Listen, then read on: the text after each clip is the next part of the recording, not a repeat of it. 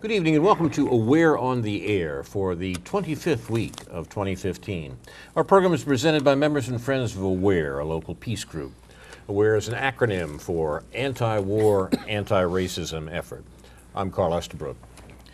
Many Americans are unaware that the Obama administration is making war in 8 countries around the world, 2 more than George Bush: Afghanistan, Iraq, Libya, Pakistan, Somalia, Syria, Yemen, and the Philippines, in violation of the Charter of the United Nations, which forbids, quote, the threat or use of force against the territorial integrity or political independence of any state without the authorization of the UN Security Council. Most of us are unaware that President Obama is sending American death squads, special operation forces like Navy SEAL Team 6, into more than 100 countries around the world, where their operations include kidnapping, we call it rendition, torture, and murder.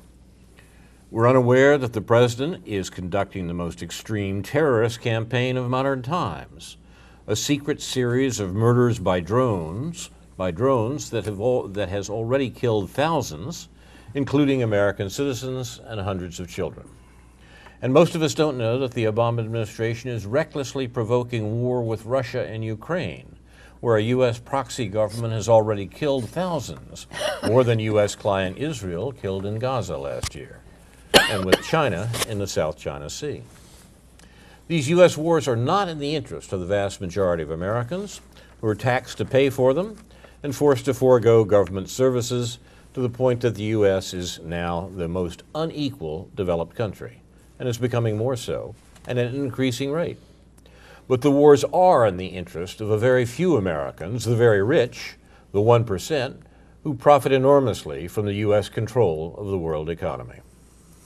There are 2 areas that the U.S. particularly plans to control: the Mideast and Eurasia, which are connected by their possession of world energy resources, oil and gas.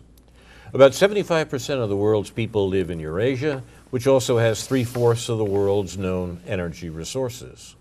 U.S. control over world energy flows gives it leverage over our economic rivals from Germany to China. Since World War II, the U.S. has demanded control over, not just access to, Mideast gas and oil, and our government has been willing to kill a lot of people to ensure it. Wars conducted by U.S. presidents have killed, wounded, and made homeless well over 20 million human beings in the last 50 years, mostly civilians. Obama was elected on a platform of hope and change, but he's brought little hope and almost no change to U.S. war policy, except perhaps to lie more successfully about what he's doing than George Bush did. People ask what then should be done about things like ISIS, the caliphate in Iraq and Syria. The answer is the U.S. should follow international law. The UN Charter explains what indeed Russian Foreign Minister Sergei Lavrov said in an interview with Bloomberg TV a week or so ago. Quote, "Unfortunately, when the Americans announced this crusade against ISIL and ISIS in Iraq and Syria, they never came to the Security Council. They just announced the coalition, and they announced that the Iraqi government gave its consent." Now, of course, that means nothing for Syria, where the U.S. is also carrying on war against ISIS and justifying on the grounds that ISIS must be stopped. Well, if ISIS must be stopped, if ISIS is indeed a threat to peace, then international law is clear. The U.S. should take it to the Security Council. Why doesn't the U.S. do so? The answer is the Security Council might not guarantee America's control of the region, which is at the heart of American policy, at the heart of the reason America is killing people in the Mideast at such a great rate. To subject American war-making to the Security Council may finally conflict with the American desire for control of the region. This question comes up, at least in passing, in a resolution from our friend Bob Naiman at Just Foreign Policy, a petition rather. He asks us to sign a petition to stand with several members of the House of Representatives who are against, says Mr. Damon, endless unauthorized war. I'm quoting now their petition from Just Foreign Policy. While America has dropped thousands of bombs, deployed 3,500 troops, and spent billions of dollars in our latest war in Iraq and Syria, Congress has failed to perform its basic constitutional responsibility to debate and vote on the war. Representatives Jim McGovern of Massachusetts, Walter Jones of North Carolina, and Barbara Lee of California are standing up to demand that Congress do its job. Invoking a key provision of the 1973 War Powers Resolution, they've introduced a privileged resolution, H.C.R. 55, which would force the House of Representatives to debate and vote on the war. And our friends at Just Foreign Policy urge you to write your representatives to stand with these, our own representative, to stand with these representatives who are demanding to vote on a war.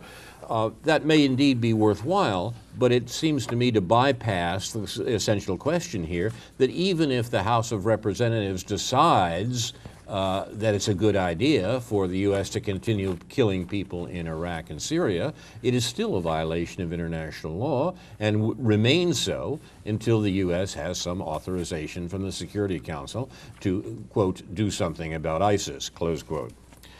I think this is a matter that we'll hear a good deal more about, because it seems to me that next year's presidential election is shaping up as a vast advertising campaign directed at the American people to convince them of the necessity for more killing in the Middle East.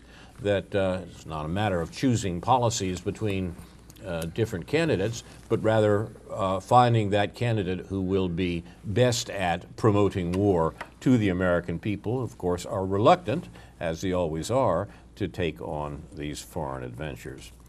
Tonight we'll try to give a different account of how these things are developing with commentaries by Ron Zook, Karen Aram, and David Green. And we'll start with Ron Zook.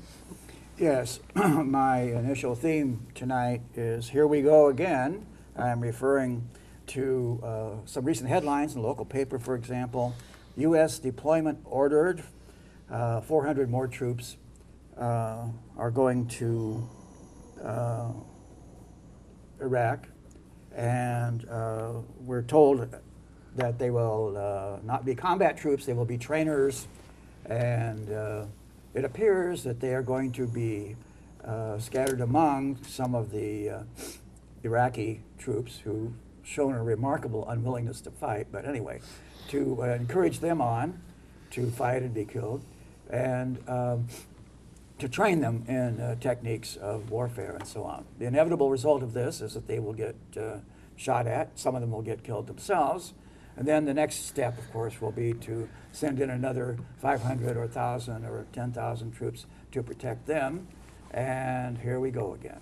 So why can't we stop this dynamic of endless wars and giving people everywhere the message that we're strong and tough and powerful, and we're going to do as we please, and we're endlessly handing out markers of for security to a number of countries around the world, which is involving us in endless proxy wars, but there's been no particular public outcry about this. So another headline, the U.S. poised to put heavy weaponry in Eastern Europe in a significant move, New York Times, June 13th, a significant move to deter possible Russian aggression in Europe. The Pentagon is drawing up plans to store battle tanks, infantry fighting vehicles, and other heavy weapons for as many as 5,000 American troops in several Baltic and Eastern European countries, American and Allied officials said. So there will be these supplies, weapons, pre-positioned there, and apparently each of the Baltic countries, Latvia, Lithuania, and Estonia, plus Poland, and I don't know if they can get into Belarus that way, but it seems unlikely. But anyway, we're starting all over again. The next step is in the South China Sea, and were making increasingly menacing noises at China for building up what they regard as their possessions, the coral islands, very tiny coral islands in the South China Sea, and in the Spratlys, and they are apparently going to build air bases there that will be big enough to accommodate military planes and so on. And the U.S. is saying that this does not affect our right to fly over them and to spy on them, and to take photographs, and you can't prevent us from occupying the oceans surrounding the Spratlys and the Paracels. So rising hostility there. Interesting piece in Project Syndicate by a Chinese analyst named Minghao Zhao. In a few weeks' time, senior U.S. and Chinese leaders will sit down in Washington for the annual strategic dialogue. Given rising tensions in the South China Sea, that dialogue is taking increasing importance. Ensuring stable peace and continuing prosperity in the Asia-Pacific region will require both China and the U.S. to replace their self-serving interpretations of the other strategic intentions with more sober assessments. In the short term, that means recognizing the challenge of navigating complex maritime issues involving so many ambitious regional players. And the imperative is for both sides to show moderation and restraint, as usual.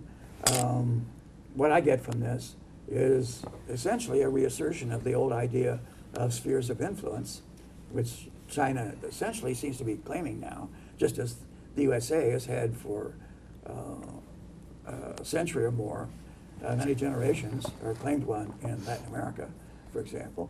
And the same dynamic is occurring there in the South China Sea. Apparently, we are arrogating to ourselves the right to declare a sphere of influence, and everyone else had better keep out. Or now China is doing it, and that constitutes hostile intent and aggression and provocation and all of that. So it depends which side you're on. Few incidental notes. The Great Charter of England, the Magna Carta, was signed 800 years ago yesterday. There's been a lot of things written about it recently, attempting to show that it's the precedent for a lot of pro-democratic and human rights thinking since then. Most of the articles I've seen are essentially debunking that notion and claiming that the Magna Carta was written to restrain something that's no longer applied. Just the nobles were trying to restrain the king and make him obey the law, but very little of it has any application today, according to what some say.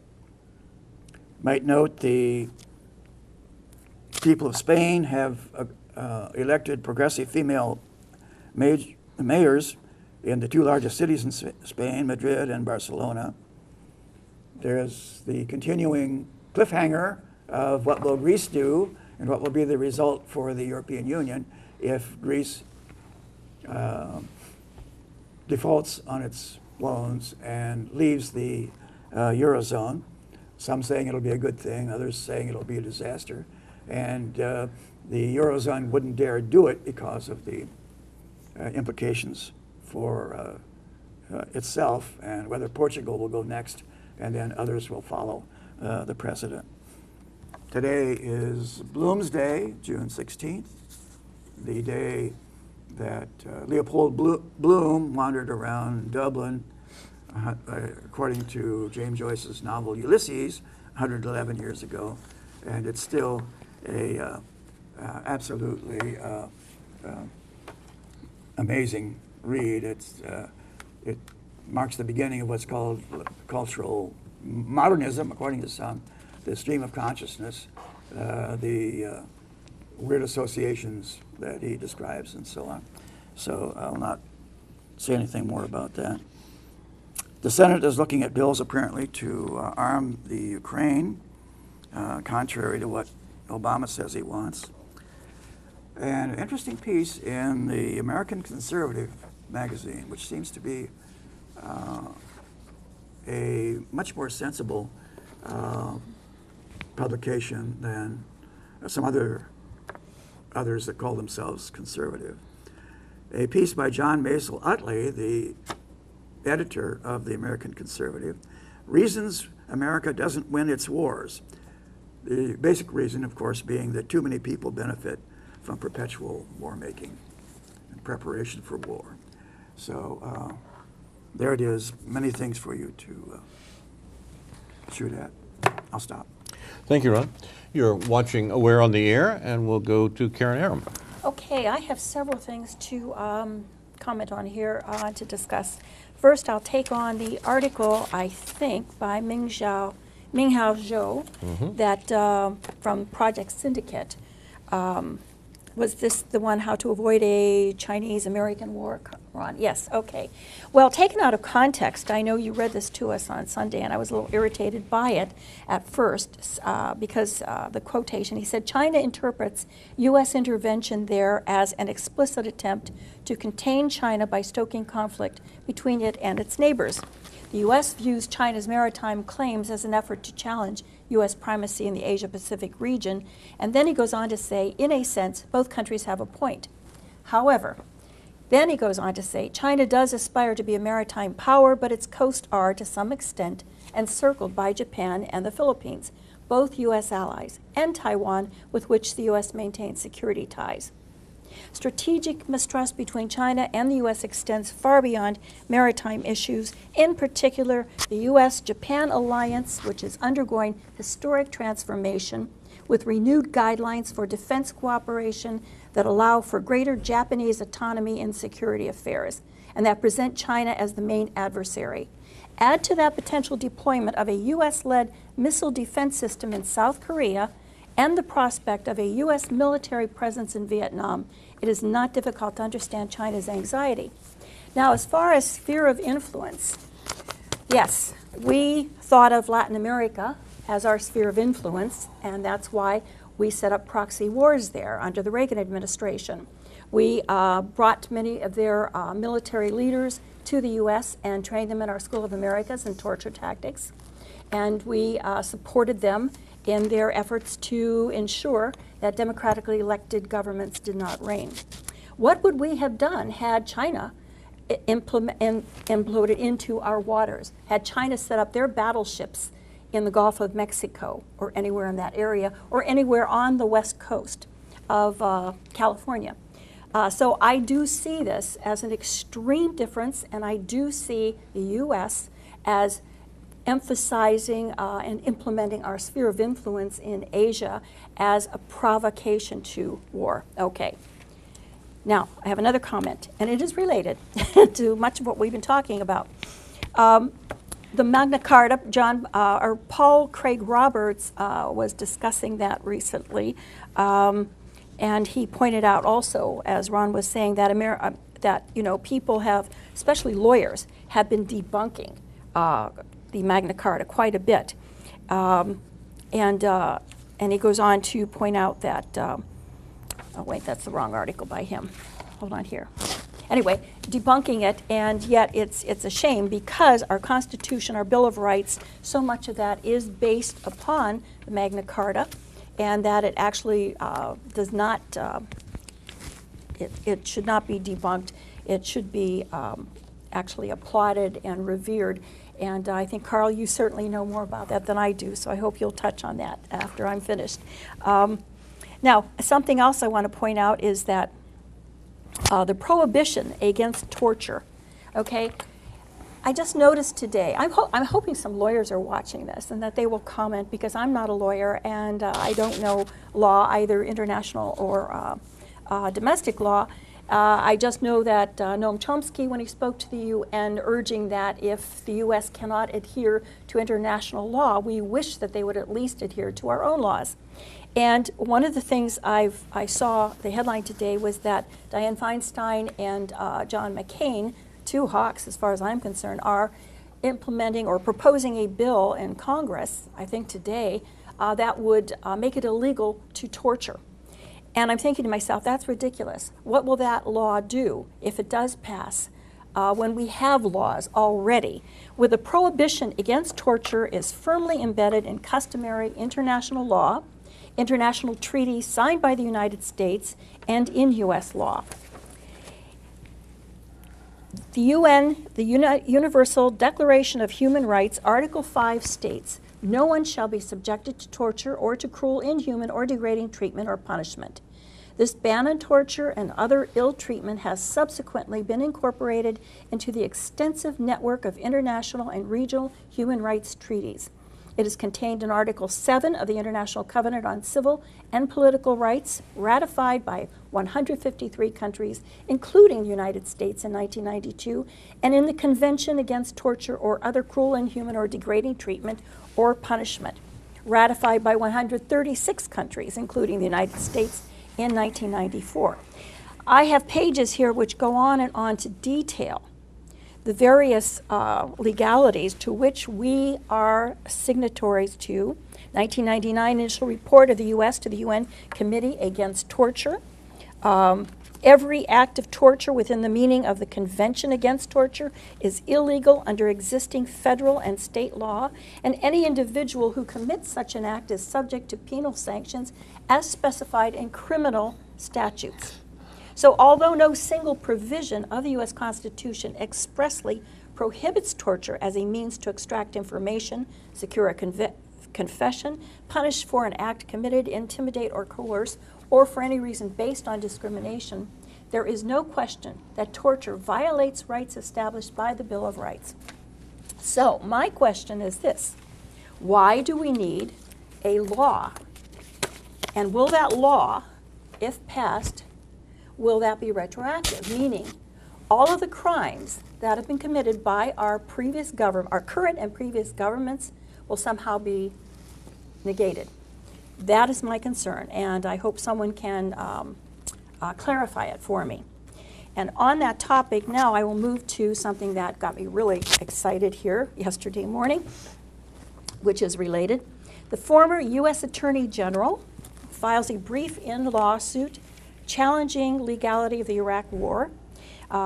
This article came from, this is written by Dar Jamail. This came from Truthout. And Sundas Sela, and I'm sorry for mispronouncing her name, she's an Iraqi single mother. She is suing members of the George Bush administration, George W. Bush, for their role in the war in Iraq. She has assembled an international team of lawyers who are requesting the U.S. Court of Appeals for the Ninth Circuit hear her claim that the U.S.-led Iraq war was illegal under laws formed from the Nuremberg trials in the wake of World War II. The invasion resulted in the total destruction of the country's infrastructure, buildings, and heritage, as well as destroyed millions of families and their lives and dreams. So through her pro bono counsel, Comar Law in San Francisco, she has filed papers urging the Ninth Circuit to review facts and statements made by high-ranking Bush administration officials, which include President George W. Bush, these are all former Vice President Richard Cheney, and former Secretary of Defense Donald Rumsfeld during the lead-up to the Iraq War. Now, shortly thereafter, on June 2nd, and this is critical, an international group of lawyers, which includes former U.S. Attorney General Ramsey Clark, filed an amicus brief. An amicus brief basically allows parties who have a strong interest in a case's subject matter to advise the court of further pertinent information or additional arguments. She alleges that the Iraq War constituted aggression as defined by the Nuremberg trials in 1946, and these officials broke domestic and international law in planning and waging the Iraq War. And I'll stop there with that. And that took me to Thom Hartmann, who has interviewed Vincent Bugliosi, who's died recently, he was interviewed last year by Tom Hartman, and he's a well-known prosecutor who's written books. He said that he had established, as of last year, can't read my own writing, he established the evidence to prosecute former president and his cohorts regarding the war, and that he, along with many other lawyers, were going to go through this. He also mentions the white paper. He said that the CIA reported with 16 intelligence agencies. He said about how page 8, the Iraqi war, was definitely not a threat to the U.S. I mean, basically what he was saying was that the CIA delivered information to the president and to the administration that Iraq was not a threat in any way. And that page went missing. It's no longer there as a result. But he has managed to establish the evidence of that report.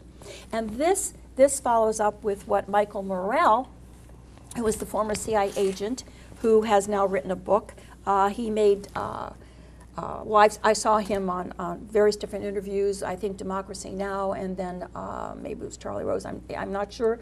But it came out that Chris Matthews on MSNBC was outraged when Michael Morrow admitted that when information was presented that said that Iraq was not a threat, and yet he saw the administration going out and telling lies to the people, that of course he couldn't correct it because that wasn't his job.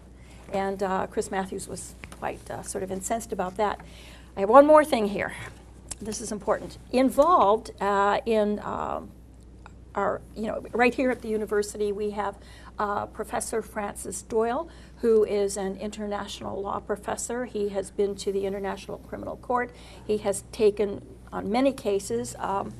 And one issue that I found to be quite important, this goes back a few years, was that he was interviewed by Paul Craig Roberts related to the war and prosecution, which evidently in 2003, Francis Doyle, you can actually see this interview with him online. He mentions that he, along with all of these important people, representatives, he went to a meeting, okay, in D.C. The purpose of the meeting was to discuss and debate immediately putting into the U.S. House of Representatives bills of impeachment against President Bush Jr., Vice President Dick Cheney, Secretary of Defense, Donald Rumsfeld, and then Attorney General John Ashcroft. And he said that the impeachment debate lasted for 2 hours, and it was presided over by Congressman Conyers, and he discusses it. He was there with Ramsey Clark. And he said, suffice it to say that most of the experts there opposed impeachment not on the basis of enforcing the Constitution and the rule of law, whether international or domestic, but on the political grounds that it might hurt the Democratic Party's effort to get their presidential candidate elected in the year 2004. And when he left, he said, after 2 hours of most vigorous debate among those in attendance, the meeting adjourned with second revised draft bills of impeachment sitting on the table. Professor Boyle said to former Attorney General Ramsey Clark on the way out of the building after the 2-hour debate, Ramsey, I don't understand it. Why didn't those people take me up on my offer to stick around, polish up my draft bills of impeachment, and put them in there right away in order to head off this war? And Ramsey replied, I think most of the people there want a war. This was 2003. So, think about all the lies. Well, Paul Craig Roberts goes on to say, and indeed they did. John Podesta, representing the Democratic National Committee, told Conyers that the Democratic Party did not want Conyers to pursue the impeachment effort. Instead, the Democratic Party wanted to give Republicans Bush and Cheney their war on Iraq so that the Democrats would fare better in the national elections in 2004. Think about that. Not just the stupidity of the Democratic Party. Whenever has a party at war been in danger of electoral defeat? Look and see. Here is a spokesman for the Democratic Party telling Conyers, don't prevent a war, because we will benefit politically from it. Let the Iraqi people die. Let our soldiers die. We Democrats will benefit from it. And then, of course, we have, I think I'll rest my case right there. Okay. Thank you, Karen. I wait for comments from You're, others now. you're watching Aware on the Air. We're talking about the wars that the U.S. is carrying on and the misrecognition of what actually is going on, which itself is no accident in the United States. We'll go to David Green. Thanks. I'm going to take a little bit of a detour here and talk about Turkey, because provoked to do this because of several articles in the wake of the recent election, which was relatively an upset in Turkey, which threw some confusion into the governance of their president, President Erdogan. And I just want to put this not so much in the context of the region, but of the sort of the global neoliberal phenomenon. I think sometimes it's difficult to understand all of the alliances and conflicts in these regions without understanding the larger neoliberal context in which these take place, and on the other hand, the manner in which this neoliberal context relates to the internal politics of Turkey. So I thought I was intrigued by an article that was on Telesur and on ZNet by a young commentator named Jerome Roos, R-O-O-S, called "Turkey, a Perfect Storm Gathers on the Horizon." And just a few excerpts from this article to give you an idea of what I'm referring to here as we talk about Turkey as a neoliberal state, or similarly Iran as a neoliberal state. Roos writes, "The past decade has been one of unprecedented expansion for the Turkish economy, boosting Erdogan's popularity among poor and middle-class Turks whose living standards appeared to improve sharply over the years. Ever since the AKP, which is Erdogan's party, the dominant party, which lost its majority in the parliament last week, ever since the AKP first came to power in the wake of the 2001 financial crisis, Turkey has seen its GDP quadruple in size on the back of an epic consumption and construction boom. As a result, the Anatolian tiger, quote unquote, has experienced the fastest growth rates in Europe and the OECD. In fact, while the rest of the world economy went into a protracted slump in the wake of the Wall Street meltdown of 2008, Turkey found itself attracting large capital inflows from abroad as foreign investors looked to emerging markets for higher yields. Aided by the artificially low interest rates of the U.S. Federal Reserve, a carry trade developed that saw vast amounts of hot money flow into the Turkish credit system, further boosting growth at a time when many neighbors in the region descended into crisis or war. As it turned out, however, much of this growth hinged on the inflation of a vast credit bubble, given the fall in real wages due to the IMF-sanctioned neoliberal reforms after the 2001 financial crisis.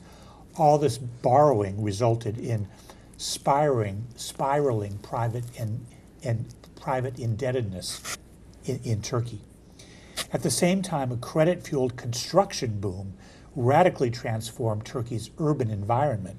In recent years, skyscrapers have shot up along the skylines of the major cities, and shopping malls have mushroomed across the country, while Erdogan has personally thrown his weight behind a swath of ambitious mega projects, including a third airport for Istanbul, a third bridge across the Bosphorus, and a 43-kilometer ship canal cutting right through the city to link the Black Sea to the Sea of Marmara. And then Roos goes on in this next section, what goes up must come down. But as elsewhere, this financialized model of development is beginning to reveal its dangerous contradictions. He sort of evokes David Harvey and perhaps Karl Marx in doing so. The recent history of emerging market crises is clear on this point. The higher they rise, the faster they fall. As in previous economic booms, the Turkish miracle, quote unquote, has been fueled by an unsustainable rise in external indebtedness. And with 90% of the country's corporate debt denominated in foreign currencies, like the US dollar and the euro, the private sector's ability to repay these loans is directly tied to the value of the Turkish lira, which has fallen by about 60% since 2008. The first signs of trouble for Erdogan's neoliberal model emerged in May and June 2013, about 2 years ago, when a wave of popular outrage brought millions of people to the streets following a violent police crackdown on an environmentalist protest to preserve Gezi Park, one of the last remaining green spaces in downtown Istanbul. Tellingly, the park had been slated to make way for one of Erdogan's urban mega projects, including yet another major shopping mall. At least 22 people were killed by police in the uprising, which spread like wildfire across the country before being violently stamped out. At the time, it was already clear that the Gezi revolt hinted at deeper structural problems in Turkey's increasingly precarious neoliberal economy. The protests revealed the intensifying contradictions between, on the one hand, Erdogan's megalomaniacal style, or perhaps that's megalomaniacal style, and the state's top-down approach to urban redevelopment and all the rampant corruption that comes along with it. And on the other hand, the desire of ordinary citizens to remake the city in their own image. At the same time, the protests and the subsequent police crackdown spoke to the authoritarian turn of the neoliberal state and the growing popular opposition to Erdogan's increasingly autocratic ways. So we need to keep these internal and international neoliberal economic processes in mind when we talk about the Kurds, when we talk about the relationship between Turkey and ISIS and Syria, when we talk about the relationship between Turkey and the United States and Israel and Saudi Arabia in relation to how they're dealing with ISIS and their relatively unified opposition at the same time, their alleged opposition to ISIS, but their more clear opposition to the Assad government in Syria. How do all these international machinations relate to the internal pressures within these economies in this sort of American and European-driven neoliberal systems, which Turkey very much wants to be a part of. Thank you, David. You're watching Aware on the Air. We're talking about various aspects of the American policy around the world, specifically as it is involved with war and the remarkable ability of Americans not to notice their country remains the greatest purveyor of violence in the world today, as Martin King said many years ago. Ron mentioned earlier that yesterday was the anniversary in the year 1215 of the signing of Magna Carta, the great charter signed by the English king at the insistence of his barons that is often described as a basis of Anglo-American law. And Ron mentioned the attempts by a number of contemporary commentators to say, well, it's a nice story, but it really doesn't have much to do with us. In fact, how the Great Charter has to do with us is set out nowhere better, I think, than in a book by an old friend of mine, Peter Linebaugh, whom you may have seen on Democracy Now! This week. He published a few years ago a book called The Magna Carta Manifesto, in which he tries to suggest what happens to the political ideas from the 13th century that are enshrined in Magna Carta and what relevance they do indeed have for today. He points out that the first scholarly study of Magna Carta, of this 13th century document, was published by the eminent jurist William Blackstone in 1759. If you dealt with the Lord Blackstone's commentaries, are a basis of our modern common law discussion. And Blackstone was the one who pointed to the Charter, the Magna Carta, as the foundation of this tradition. He pointed out that he had a fair amount of difficulty giving an account of Magna Carta. He's writing now in 1759 because the charter, which he went and looked at in the actual copy, he said had been unfortunately gnawed by rats. It had been chewed on too much by rats. That wasn't a metaphor for Blackstone, but Peter Linebaugh and others suggested that the metaphor, or that it can be extended to metaphor, the way in which it is gnawed on by rats, including the ones that Ron mentioned earlier, I think. Blackstone's edition actually included two charters, the Great Charter, that's signed by King John, and the so-called Charter of the Forest. The former is generally regarded as the foundation of Anglo-American law, and Winston Churchill's words, referring to its reaffirmation by Parliament in the 17th century, quote, "the charter of every self-respecting man at any time in any land." So a little boosterism involved here, eh? But in fact, the charter held in its famous Article 39 that, quote, "no freeman shall be arrested or imprisoned or otherwise harmed except by the lawful judgment of his equals and according to the law of the land," close quote, the essential tradition of the presumption of innocence. Now, in fact, the charter in the 13th century was fairly limited in its application, but what began as a relatively small check on the arbitrary power of King John eventually led to succeeding generations finding ever more rights in Magna Carta and in Article 39. In this sense, Magna Carta is a key point in the long development of the protection of rights against arbitrary executive power.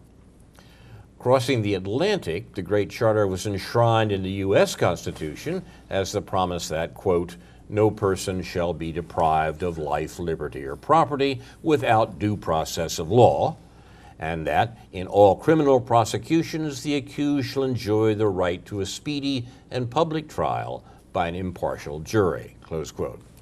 Now, the wording seems expansive based on the charter, but that is misleading, of course, because when these points were enshrined into American law, the unpeople, to borrow George Orwell's phrase, were excluded.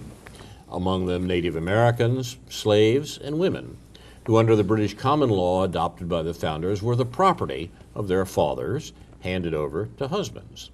Indeed, it wasn't until let me try that again because it's far more shocking. It wasn't until 1975 that women gained the right to serve on juries in all 50 American states. The 14th Amendment to the American Constitution of 1787 applied the due process provisions to the states. The intent was to include freed slaves in the category of persons, but the effect was different. Within a few years, slaves who had technically been freed were delivered to a regime of criminalization of black life that amounted to slavery by another name, to quote the title of Douglas Blackmon's evocative account of this crime, which is being reenacted today. Indeed, almost all of the actual court cases invoking the 14th Amendment had to do with the rights of corporations. Today, in other words, the amendment was passed in order to ensure the citizenship rights of former slaves, turns out to ensure the privileges of modern corporations. Today, these legal fictions, these corporations, created and sustained by state power, have rights well beyond those of flesh and blood persons, former slaves or not only by virtue of their wealth, immortality, corporation is immortal, right, and limited liability, but also thanks to the mislabeled free trade agreements, which grants them unprecedented rights available to humans. And of course, the present administration is busily trying to make sure that those corporate rights trump American law and the law of other states as well. Our constitutional lawyer in the White House, President Obama, has introduced further modifications. His Justice Department explained modifications to the tradition of Magna Carta. His Justice Department, Obama's Justice Department, explained that due process of law, at least where terrorism offenses were concerned, is satisfied by internal deliberations within the executive branch. In other words, if the administration wants to kill a terrorist, and a terrorist is someone the administration says is a terrorist, who happens to be an American citizen, who requires due process of law, that due process clause is satisfied by the Justice Department talking to one another about it. Internal deliberations.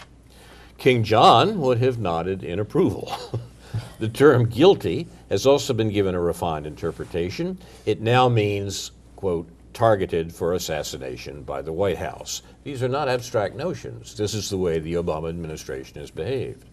The burden of proof has been shifted to those already assassinated by executive whim. This is, I'm not making this up. This is what the Obama government says, that if a claim is to be brought about an assassination that the Obama administration has carried out in the name of someone killed by the administration, then that should be done in the courts, as it were, after the fact. In other words, after the guy has been killed. The New York Times reported, quote, Mr. Obama embraced a disputed method for counting civilian casualties, in effect counts all military-age males in a strike zone as combatants, unless there is explicit intelligence posthumously proving them innocent, close quote. I mean, this is Alice in Wonderland, almost literally, you know. First the judgment, then the trial. The guiding principles are clear, force remains supreme, law and justice and other frivolities can be left to sentimentalists. Problems do arise, however, when a candidate for genuine personhood is targeted. The issue arose after the murder of Anwar al-Awlaki, who was accused of inciting jihad in speech and writing, as well as unspecified actions. He was a minister, an imam of a mosque outside of Washington, in a place called Falls Church, Virginia. A New York Times headline captured the general elite reaction when he was assassinated by Obama, as he was. As the West celebrates a cleric's death, the Mideast shrugs. That was how the New York Times presented it. Some eyebrows were raised because Awlaki was an American citizen, but even these doubts were quickly stilled. Got a moment here to mention the other document that came with the Magna Carta, according to the legal tradition, and that is the so-called Charter of the Forest, which was issued 2 years later in 1217. Its significance, as Peter Lunbaugh suggests, is perhaps even more important today. The Charter of the Forest called for protection of the commons from external power. The commons were the source of sustenance for the general population: food, fuel, construction materials, a form of welfare, whatever was essential for life. This Charter of the Forest affirmed the rights of the whole community, and that meant people who were living on the land, to the forest and the things that the forest provided. Well, of course, this is contradictory to the whole notion of capital and the capital possession in land that succeeded the medieval arrangements that the Charter of the Forest was supposedly protecting. We use the term medieval today as a dismissive That's a medieval notion. But in fact, what we have here in the Charter of the Forest is a medieval notion that has to do with community support, and it is contradicted by the subsequent rise of capitalism, where these things that were necessary, the commons that were necessary for community support, were turned into profit-making capital by enterprising capitalists who fenced them in. As Peter Lundbaugh points out in the Magna Carta Manifesto, at the heart of Magna Carta was an opposition to this transition, which subsequently turned the medieval corporate common approach into the capitalism that we know and love so well. So the two items go together, the Magna Carta and the Charter of the Forest, and this is the world we live in. Yes, Karen. I just want to make one more comment here, hopefully. I want to quote here whereby UN Secretary General Kofi Annan in 2004 made the statement that he labeled the war illegal. He told Truth Out that the Nuremberg Tribunal held that aggressive wars were the supreme international crime because the fruits of such wars contain the accumulated evil of war in all its horror. This is a horror that continues to play itself out daily in Iraq. The architects of such chaos have yet to be meaningfully questioned as to their role in this unmitigated tragedy. And I'm making this statement on behalf of utilizing the Nuremberg Tribunal as precedent for prosecuting our government for its crimes against humanity.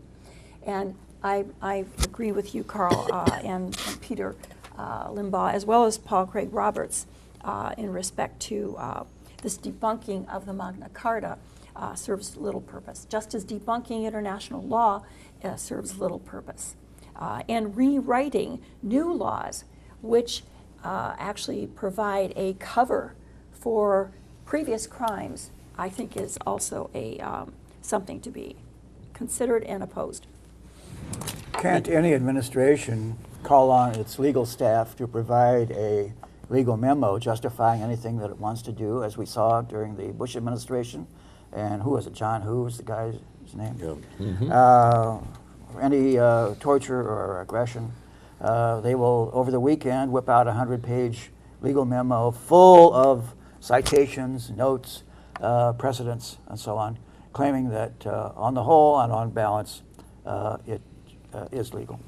But that's why I think it's important to note, as you said in the Magna Carta, that the 13th century English barons might not have been concerned about the rights of serfs, but their insistence that the king or government was accountable to law grew like the mighty oak from an acorn to a political system in which government is accountable to law that flows from elected representatives of the people. So the legal experts that our president might bring about, we still have the right to oppose the so-called law that our administration comes up with that allows them to go to war. I'm not a lawyer, so I can't make a decision, but what I'm saying is that I think we, the people, need to really pressure our government in this respect. I respect the law, and I think that it's important that we support the lawyers like Ramsey Clark, like Francis Boyle, like this gentleman named Komar, in this amicus brief in any way that we can, if we can, to ensure that some justice is brought about so that our leaders will think more carefully about the crimes that they're committing. Yeah, I think legality is a very slender reed to lean upon in the real world. Actually, we're still bound legally, as far as I know, by the Kellogg-Briand Pact of 1920, and yet it's considered, it's widely ignored and considered a dead letter, and so on. And how do you overcome that? I don't know. By insisting that the law be observed, I think Yeah. that may be a place to start. I think the issue may actually grow in importance in the next couple of months. I'm becoming more and more convinced that the 2016 election is going to be about war, not in the sense that there will be a choice between two parties on the question of war, that one party is saying, we should go kill more people in the Middle East, and the other party is saying, no, we shouldn't. That won't happen. If that's what you would think would happen in a democracy that would make major foreign policy choices and so forth in a public election. No, what's going on is something different. As Noam Chomsky points out, the people who present us presidential candidates are the same people who sell us toothpaste. American presidential elections are a matter of marketing, and that the goal of the marketing is to sell the product to America. The product that's being sold is an essentially undifferentiated executive system. You can have Coke or Pepsi, you can have McCain or Obama, you know. They'll do essentially the same thing. But the point is to convince people that they need this product, that we need a product that will carry us into future wars, when the position of the most Americans is that we don't wish to be involved in those wars. We forget that this has been a standard American reaction, American popular reaction to foreign wars throughout the 20th century and into the 21st, and that the great effort of American governments have been to convince Americans that war should be fought, because after all, if we don't stop the terrorists over there, the terrorists will come here and kill us in our beds. That's what the election is about. It has not much to do about choosing policies. We're being sold policies. You've been watching Aware on the Air, presented by members and friends of Aware, the anti-war, anti-racism effort of Champaign-Urbana, a local peace group, in the 25th week of 2015. It occurs to me that I forgot to ask David if you had a concluding comment. Did you want to say something? We have a minute. I would only or two. say that, given that Obama won't be running in this election, in regard to your toothpaste comment, that at least the election is going to be brighter and whiter. Oh, David. What a note to end on. Oh, Jason, you can cut that, okay? You have my permission to edit that out. Yeah, this is suppress that. That could be totally misunderstood, This is David. gallows humor. This is gallows humor of a high order. God. Remembering this, of course, today is Terror Tuesday, as they call it in the White House, the day in which President Obama chooses from baseball cards given him by the head of the CIA people to be killed. They managed to kill someone they said they meant to kill in Yemen. Admittedly, it's a secret program, so we're not told that. It's only a roundabout that we hear that the latest drone strike in Yemen did indeed get a, quote, bad guy, close quote.